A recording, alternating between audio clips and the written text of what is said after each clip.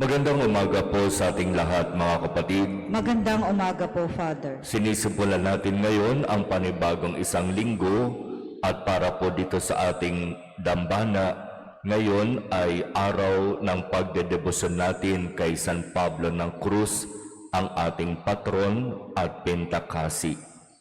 Sa ating pagninilay, magandang balikan ang narinig natin mula sa unang pagbasa mula sa unang aklat ni Samuel. Ito ay turo tungkol sa pagiging masunurin sa Diyos. Narinig natin ang kwento tungkol kay Saul. Sinasabi sa kwento na may ipinapagawa sa kanya ang Diyos, pero hindi niya ito sinunod. Ang kanyang ginawa, pinagtakpan niya ang kanyang pagsuway sa pamamagitan ng pagbibigay ng manghandog sa Diyos. Pinili pa ni Haring Saul ang magagandang handog para siyang ibigay sa Diyos. Pero malinaw ang ipinasabi ng Diyos kay Samuel, hindi mo madadaan sa magagandang handog ang ginawa mong pagsuway sa Diyos. Dahil ikaw ay sumuway sa Kanya, ikaw ay aalisin sa pagiging hari ng Kanyang bayan. Napakahalaga para sa Diyos ang pagsunod sa Kanya. Alam nating lahat na may mga pagkakataon hindi natin naiintindihan at kung minsan hindi natin matanggap ang kung ano ang ipinapagawa at ibinibigay ng Diyos sa atin.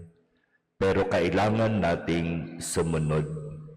Maaaring hindi natin naiintindihan ngayon, pero darating ang araw, maiintindihan din natin ang lahat at ipagpapasalamat pa natin sa Diyos itong pangyayari na ito.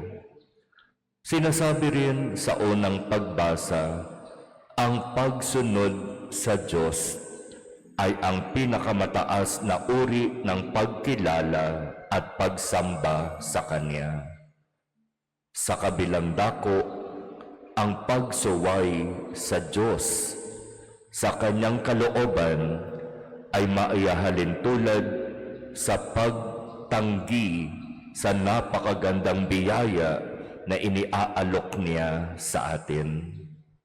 Kaya mga kapatid, pagnilayan nating mabuti itong napakagandang paalaala na ito mula sa unang pagbasa. Hindi man natin matanggap at hindi man natin maunawaan ang kung ano ang ipinapagawa ng Diyos sa atin, sundin natin ang Kanyang kalooban.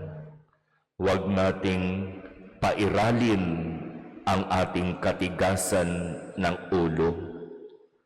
Huwag nating pangunahan ang Diyos.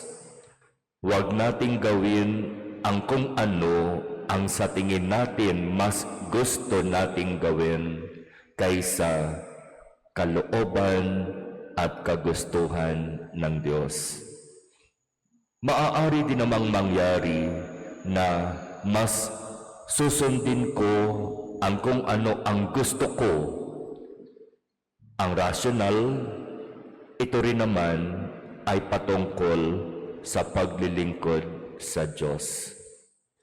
Pero hindi tayo magiging masaya kapag alam natin hindi natin sinunod ang kalooban at kagustuhan ng Diyos at mas sinunod natin ang sarili nating kagustuhan at naglingkod tayo sa ibang pamamaraan ng paglilingkod.